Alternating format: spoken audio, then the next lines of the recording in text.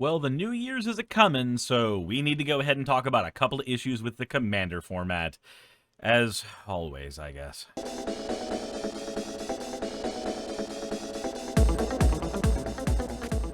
How's it going, everybody? Hopefully the day is treating you all well. I know that all of us are really looking forward to 2025, but if we are going to be going into the new year, then I think it's probably a good idea for some of us to get a few things off of our chest before moving into the new year proper. And for me, it's complaints about the Commander format. There are some complaints that I have been seeing happen over and over again, and they just don't really seem to add up to me. They don't seem to make a whole lot of sense. So I'm gonna go over a couple of the things I've seen recently and my take on them. And I understand this is gonna be a drop in the bucket for a lot of people. It's me complaining about things I've seen people complain about in Commander. It's not going to change anything. It's not going to do anything. It's not going to change anybody's perspective. But at the same time, I do still think that my perspective is at least somewhat valid. So if you are okay listening to one dude rant on the internet behind an avatar about a format of Magic the Gathering that he basically got Stockholm Syndromed into loving thanks to other formats of Magic not being properly supported over the years, then let's go ahead and talk about a couple of things. And the first thing I want to talk about over anything else is the community attitude towards board wipes. When I started playing Commander, I was watching videos on proper ways to build decks and how to make decks function, and I would always see 3 board wipes as a general rule of thumb for most decks. But as I started playing at my local LGS, and several LGSs, I started seeing people playing less and less board wipes, and even saw a couple Super Friends decks come up, because those decks happen to thrive in board wipeless environments, where you don't have any way to clear the planeswalkers out outside of combat, which can be stopped via various means. You could even do like spawn frog stuff, make sure that your planeswalkers never get touched. So I grew up in this not grew up, but I learned how to play Commander more and more effectively in this weird world where players were not interacting with other people's boards that often. And then I would go online and see people complain about board wipes, but the complaints were always kind of strange. They would usually be one of two things.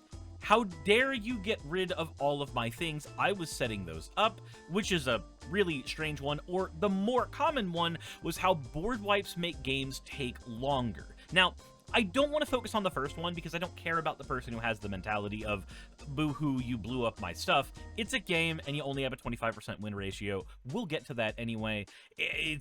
That one is fine. That one is better left unsaid. That person is better left stared at strangely in the playgroup. The second one, though, the idea that board wipes happen to slow the game down feels a bit off. It doesn't actually feel like that's true. Not really. So let me go ahead and make my case. Let's say that we are playing a game and we are on turn 5 or 6. Everybody has ramped up. Everybody has clogged board states. How long are those turns taking? I'm sure every one of you have been in a game where players are taking 5 to 6 minutes, it feels, trying to get their turn completed, trying to figure out what they are going to do to advance their game state, or even win the game, if you are so lucky to have an escape. And you come up on your turn, and you see one of my favorite cards in all of Magic, Undo Inversion. It's there, sitting in your hand, ready to go, and all you have to do, all you need to do, is just cast this thing, and suddenly all of the complications of the board state go away. They are all just ripped away from everybody. You could even use a Gaze of Granite if you have enough mana to do a similar effect. I'm using the ones that blow up all non-land permanents specifically because it illustrates the point that I want to get to the most. What I see happen is board wipe happens and everybody complains, another board wipe. The game's gonna go on forever now. But should it though? Think about it.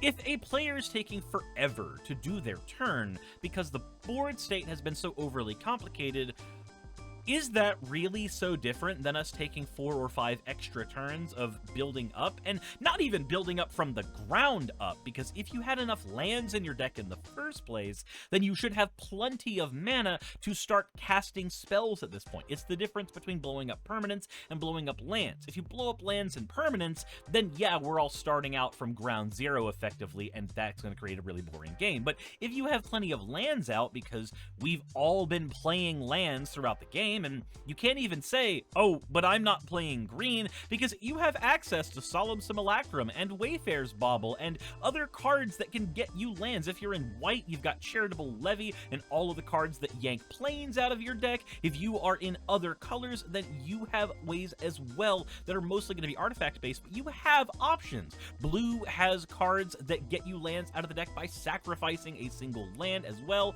You've got options, right?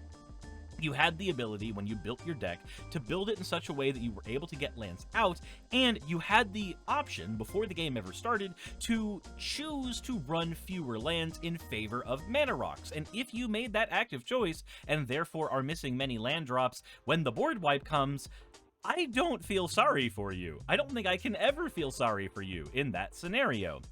The game is not actually taking that much longer. It feels like it because you feel like you have fewer things to do because you vomited your entire hand on the board, and maybe all the other players did as well. The board wipe is there as the check and balance for doing that. You vomit everything on your board and have no cards left in your hand because you decided not to hold anything in reserve? Yeah, that on-do inversion's gonna hurt. It's there to punish that play pattern. That's its job.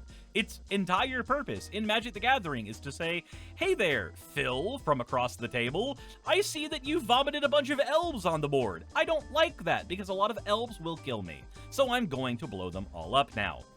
If for some reason your turns are still taking forever when players have 2 or 3 cards left in their hand and nothing but untapped lands on their board with nothing else to consider, then I think the problem was never the board wipe. The problem was players at your table not being considerate for the time of the other players at the table by figuring out what the hell they wanted to play on their turn before their turn came around. If you've got only 2 or 3 options in your hand, it shouldn't take that long to figure out which one to cast. And if you have played on Magic the Gathering Arena, you know the exact phenomenon I'm talking about, where for some strange reason your opponent has nothing on the board, 1 or 2 cards in hand, and the game seems like it will be over in a matter of minutes, and they are just sitting there staring at their hands in a vegetative state, and you are just watching their mouse flip between the cards back and forth, waiting for them to actually do anything. The problem was never the fact that you blew the person out. The problem from the beginning with those turns taking forever is players being indecisive about their cards. And for some reason, the player who was responsible enough to take care of the problematic clogged board state that nobody could break parity over is the person who gets shat on every time. And that confuses the ever-loving crap out of me. So that's the first thing I wanted to go ahead and give a quick rant about. I know that I just spent basically 10 minutes saying board wipes are okay, and your turns shouldn't take that long when you're down to only a few options. There's no world where a board wipe should slow the game down that much. And if you cast multiple board wipes, then you've got even fewer options. Your turns should be awfully snappy at that point. You should be able to get 5 or 6 turns in the same amount of time that it was originally taking you to take 1 turn in. And I'm gonna be honest, one of those game states feels a lot faster than the other to me. But maybe that's the control player in me trying to defend myself. Maybe I've been the board wipe player at that table. Maybe I've been the one at MomoCon casting other people's board wipes from their decks using Jaleva over and over again, and watching as they get upset at me for casting the cards that they put in their decks, which brings me to another complaint. This is a purely psychic damage complaint that I've noticed from the player base, and it is in regards to 2 main strategies in Magic: mill and thieving strategies. Of course, mill strategies being anything that throws the top cards of your deck into your graveyard, and thieving strategies being strategies like Gonti, Canny, Acquisitioner. Now, cards like Gonti confuse me. I love this deck. I have this deck. I've played played this deck several times, and I've played other Spell Thief decks as well, like, again, Jaleva, and I've noticed that the player base hates having their own cards played against them, which is really confusing. If you don't like playing against a certain card, why would you put it in your deck, hoping that your opponents would not have the same problem playing against that card? That feels very strange to me. And you may come to me and say, well, actually, the problem isn't that the card is being cast against me, it's the fact that it was mine, and I wanted to cast it. And this, again, is just psychic damage to me. And when I say it's just psychic damage, let me explain. What I mean is, it's damage that's happening in your head. It's not actually a thing that affected the game or the game state in any perceivable way. There was no difference between me casting a board wipe off of the top of somebody else's library and me casting a board wipe off the top of my library. If you think, oh, well, I would have had access to that card, no, you wouldn't. A good rule of thumb to help you get over this particular hill, and this is for people who complain about Spell Thief and people who complain about Mill, is remember that the cards in your deck are potential. They are all potential. They are equally the potential of being a good card, or a land, or a card that is completely nothing in this situation. Until that card materializes itself in your hand, trying to consider what that card could be is a mistake. The only time that that particular strategy matters is in two scenarios. One, you vampiric tutored a card to the top of your deck and then it was taken away from you. Or you're playing an actual competitive format and you're having to count the amount of certain cards in your deck so that you know whether or not you can deal with the Tron player who just Ulamogged the top 20 off of your deck. Those are the two scenarios where that matters. Otherwise, it doesn't matter at all. Whether the cards are in the top of your deck or in exile, the end result is exactly the same for you. Those cards aren't in your hand, they are not currently playable, and wondering about whether or not you could have had them is just basically playing the lottery with your deck. You are upset that you didn't win the lottery with your deck. It is just as likely that you would win the lottery getting the top card of your deck as it is that your opponent happened to get rid of a card you particularly wanted from the top of your deck.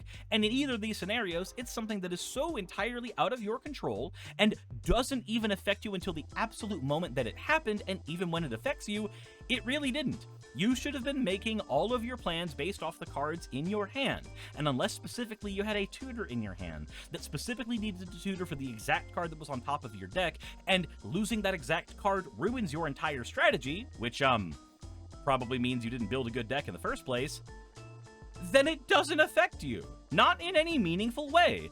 If an opponent mills the top 20 cards of your deck, what is the difference between those cards being gone and those cards being at the bottom of your deck where you didn't have access to them in the first place? And if your answer to that is, I could have cracked an Evolving Wilds and shuffled my deck and put them somewhere closer to the top.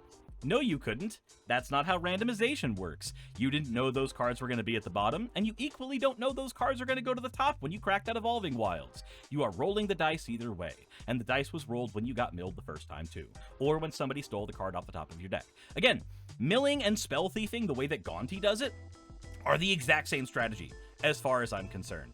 But with Gonti, the player is getting some card advantage, but that card advantage is no different than if the player just drew those cards from their own deck. That's all. It's not like playing Atali, where the cards are being automatically casted from the top of your deck, and there is a massive advantage that is swinging at you right now because that Atali happened to come down. But even then, is the problem that your cards were casted and taken away from you, or is the problem that 3 cards were cast for free, and therefore you lost the game? Whether those cards were cast for free from the opponent's library or your library is entirely ephemeral, and it is purely psychic damage. It is all in your head as to whether or not you personally let the fact that your own cards did you in bother you. That is a you thing. You can solve that problem by simply recognizing that that strategy didn't actually hurt you the way you thought it did. Again, could have been any cards from the top of your deck, could have been any cards from the top of the opponent's deck. Until those cards materialize in the person's hand, then they are effectively Schrodinger's cards. Those cards may exist, they may not. You don't know until they're drawn. But I did mention something very specific there, which leads me into my next point. Was it your cards being cast, or was it the fact that cards were being cast for free that caused the issue? So here's where I get to the next complaint people have had a lot about, and that is threat assessment. This one I almost understand, but let me go ahead and paint you a scenario. Player A has a Bolas' Citadel on the board.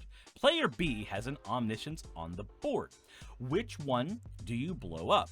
Well, there's a couple of things that have to be considered. First of all, what does player A have in terms of land count in their deck? Are they playing a green deck with a high land count? That changes whether or not Bolas' Citadel is a true threat 9 times out of 10, because it whiffs on lands.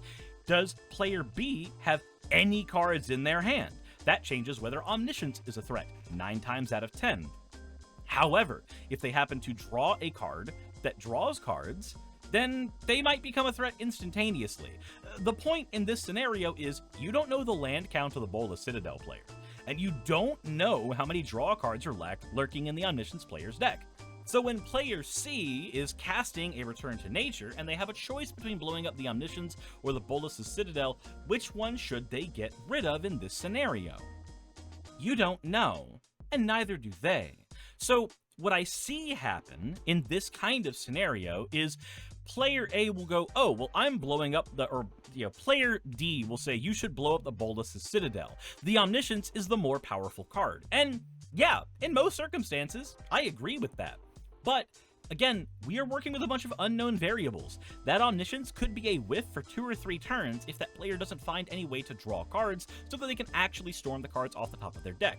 The Bolas' Citadel player may have enough low drop cards that it doesn't matter how much life they lose if they start casting through it, and they may have plenty of ways of shuffling their deck to reorient the top cards so that they don't always whiff on a land.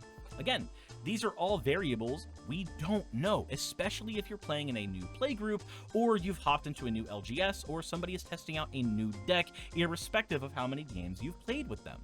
Threat assessment is an important thing in games of Magic, and I really do need to do a video on how to engage in proper threat assessment, but the problem is, threat assessment is such a myopic thing that it is impossible to know in all situations which cards are threats, which cards aren't threats, which cards are bluffs. There's no way to know in every given scenario, so it's very hard to make a guide on this that would actually be useful to anyone or even everyone.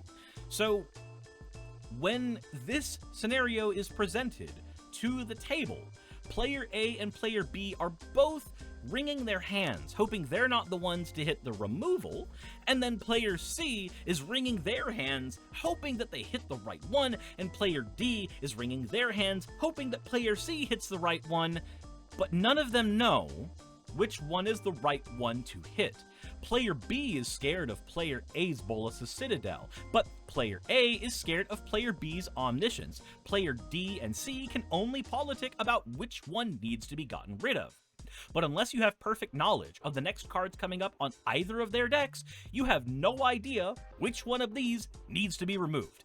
The perfect scenario is that player D is also running enough removal and can follow up player C's removal and blow them both up. But in the scenario where they don't have access to 2 pieces of removal, here's what I see happen a lot. Player A blows up, or player A gets their Bolas' Citadel blown up. Player B then happens to draw a dig through time, and now they use Omniscience and storm through their entire deck. The game is over, and everybody is mad, saying, you should have blown up the Omniscience. You should have known that. Or, scenario B, player A's Bolas' Citadel survives, and the Omniscience is blown up instead. The Omniscience player draws into multiple lands, showing that the Omniscience was never going to be a threat in the first place. Despite having 10 or so life, the Bolas Citadel player happens to pull out an infinite aristocrat combo off the top of their deck, and now suddenly we are in the exact same scenario of getting mad at player C for choosing the wrong card to be blown up, or player C being mad at player D because player D suggested the wrong card. But neither card was the right choice or the wrong choice. They are equally powerful cards in a variety of scenarios. It just depends on what people have on the top of their deck and what people have in their hands at the time to manipulate the top of their deck to make either of these cards more powerful. These are two of the strongest cards in Magic the Gathering. They are both incredibly threatening and need to be dealt with as soon as they touch the board, but that doesn't mean that players have perfect knowledge of whether or not one of these does or does not need to be removed. And there's another scenario to consider, and that is that not all players have equal experience in this game. Another thing that will weigh factors heavily in the player's mind is if player C, when choosing to cast their Return to Nature, is looking at the Bolas's Citadel and going, I've never actually seen that card before, but they have lost to Omniscience on Arena or something, so they know the power of this card. They're likely to blow that one up because that's where their experience lies. And that's something we don't seem to consider all the time. We assume both that hindsight isn't always 20/20 and that we always have perfect foreknowledge of what cards are going to be important for both these players' decks. And on top of that, we have this bad habit of assuming that all players have perfect knowledge. They don't. They don't have perfect knowledge. And so it shouldn't be that big of a deal when somebody casts a spell on the wrong card, working with the best information they possibly could. That's the kind of thing that makes it feel like our game is getting more and more gatekeepy, with locked forbidden knowledge that, everybody should know, and then you get upset at people for not knowing those things. That's why I literally have videos about the faux pas that people make socially in Commander, because these are things that people have no way of knowing unless they walk into the game with friends basically holding their hand. I have two more things to talk about, and then you can go off and go drink with your friends and go do normal things that people do on New Year's. I may be spending time with family, I may be part of a charity stream. I don't know. It depends on how the night goes. But that said, the next two things I want to talk about are very, very important and less granular. The first one is, why are you attacking me, people? Now, I know that other better videos have been made on this particular subject. Again, I've mentioned this in other videos, but if you have seen Salubrius's Snail's video on small bean syndrome, then you'll know kind of where I'm going with this. To give a very, very brief definition of what it is the idea of being a player that basically wrings their hands and says, well, why were you attacking me? Why would you do that? Why are you attacking me? I'm just a small little guy. I'm not doing anything over here. And here's the thing. In a game of Commander, none of us are the small little guy. Not a single one of us. We all own thermonuclear devices, and they are all aimed at one another, and the only thing preventing those nuclear devices from firing off is the fact that we haven't all yet assembled the fucking launch codes. None of us are a small bean, and if somebody happens to attack you or remove your thing, getting upset about that is not a good thing. The only time that you should be legitimately upset about that is if we are back in the old scenario with the Bolas, the Citadel, and the Omniscience, but the Return to Nature player decides to blow up a Soul Ring. That's the one time. That is the one time that is a valid argument. Why did they blow up my Soul Ring when the other two players have nuclear bombs that are ready and primed to fire? But outside of that very unlikely and very specific scenario, the one that I see happen a lot is people getting upset that they got attacked. Let's say I have a Toski Bearer of Secrets on the board, and I'm gonna have to aim it at somebody. I've also got a Nighthawk Scavenger who may be roided up on players' graveyards, so he's gonna be swinging for 5 or 6. This Nighthawk Scavenger is giving me a huge benefit. I'm gonna be able to lifelink with him. He's hard to block because he's got flying and death touch, and if I have the Toski on the board, he's gonna draw me a card. There is every reason in the world to swing this creature at someone, but guess what? Players are weird when it comes to this particular scenario. Everything on my board states that I need to be aiming my creatures at somebody, and they also just happen to be the creatures that I run in my Gonti Canny Acquisitioner deck. I'm not exactly sure what subconscious thing led me to put those cards together in this particular list. I just realized that at this exact moment. Maybe some of this is self-defense. Anyway, so Nighthawk Scavenger is being aimed at one of you chucklefucks. There's no way that he's not being aimed at one of you chucklefucks. So why is it that unilaterally across the Commander community, people have this weird feeling when you attack them? You shred a handful of life points off of them because everything in the game says that it is the correct move to hit someone.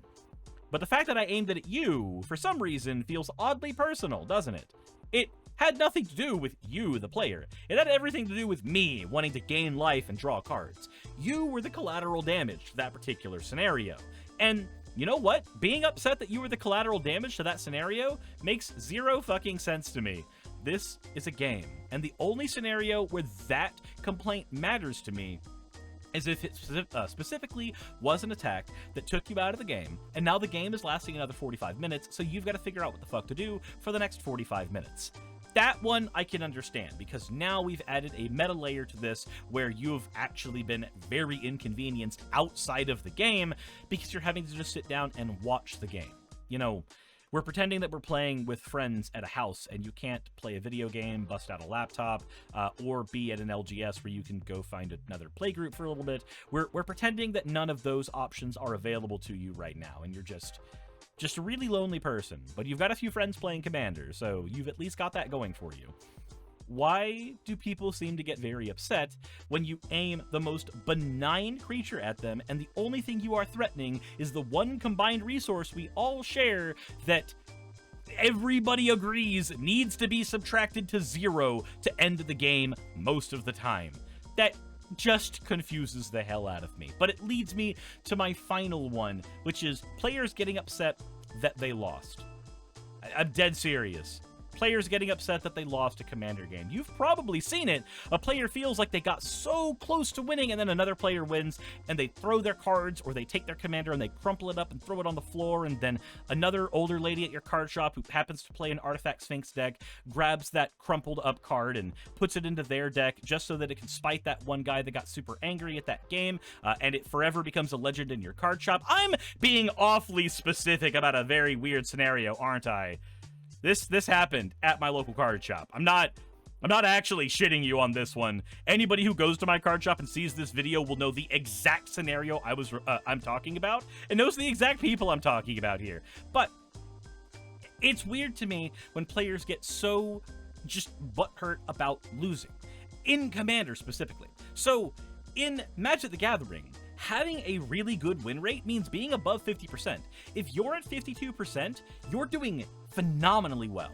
If you're at 58%, you are in dangerous territory in terms of how often you are winning your games. If you are winning 62% of your games in 1v1 Magic the Gathering, you are effectively a professional player. If everybody is running fully powered decks and you have a 62% win rate, you are doing so phenomenally. You need to go to the Pro Tour and you need to start making money off of this game post-haste. Commander's a bit different though. You don't get a 62% win rate in Commander without being some kind of weird chucklefuck. In Commander, the general accepted win rate is about 25%. If you can be over 25%, any percentage over 25%, you're doing really well. Because unlike 1v1 Commander, there are 3 other combatants, and everybody has an equal chance of winning that game if you don't take into account the granularity of various card choices in their decks. I think people need to get used to a couple of things with Commander. 1, you're gonna have a lower win rate than other games, because there are simply more competitors involved. And 2, losing isn't a bad thing. Losing isn't a failure, or if it is a failure of your deck or anything, it's a stepping stone to improvement. Losing a game just means that there is an angle in your deck that could be improved, or that you just didn't happen to draw to it and your deck was consistently built correctly in the first place. $1,000 CEDH decks still lose games. It happens, and it's perfectly reasonable that it happens. And it's such a strange alien concept to me when players get so upset that they lost a game when they don't see it for what it is as an actual opportunity. Losing a game is an opportunity to play another game. It is an opportunity to shuffle up your cards and go to the next game and try again. It is an opportunity to see areas where your deck may have failed or areas where your deck may have shined, so you can see things that need to be trimmed out, or you can figure out things that you need to be overpowering in your deck's build, things that you need to be adding in more oomph for. Your deck really worked well when you stacked a whole bunch of draw cards on top of one another? Cool. Lean into that. Your deck didn't operate very well when you had your board clogged with artifacts and you got Vandal Blasted? Find an out for that. Run some cards like Heroic Intervention to protect those cards. Or even better yet, lower your artifact count so that you have other ways of ramping that don't necessarily get blown out by an opponent's Vandal Blast or Bane of Progress, which I promise you, players are running, so build responsibly to deal with that shit. It's so strange to me that in this game that supposedly brings millions of people together to play and have fun and meet each other, we have so many things that we get just obscenely salty about. And there are some things that are faux pas in Magic that I wholly understand, and that's why I did a video about top 10 things not to do in Commander. Things like bringing Infect to a table without letting your group know that that's gonna be what you're doing. Things like that I can understand people getting upset at. What I don't understand is people staying upset at those things or not finding ways to maneuver around that social environment. This game lives or dies based on how many of us are actively playing it. So why would we try to gatekeep other people from playing by showing everybody else that Commander players are a bunch of whiny, salty fucks? That's not a good look for any of us. 2025 is coming up. We can do better than that. We can do better as players. We can make this game far more inviting and far more fun for everybody.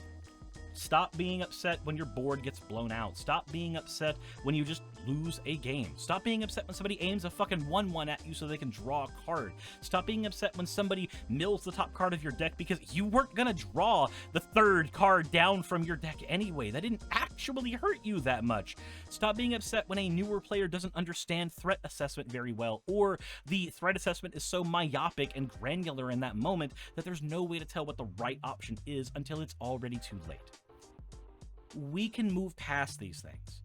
We can. I know we can. But that's just my rant, and hopefully going into 2023, we'll have some better games going forward. That said, thank you all for listening to me rant for the last half hour about a format. I really hope y'all have a good day, and if you stayed here till the end of this, maybe subscribe or go on Patreon or any of that fun stuff. Thank you for being here. I greatly appreciate it. As always, everybody. Insert end of video tagline here. Happy New Year. Hey, just wanted to give a quick thank you to all of my wonderful patrons who help keep me afloat and help keep this channel going.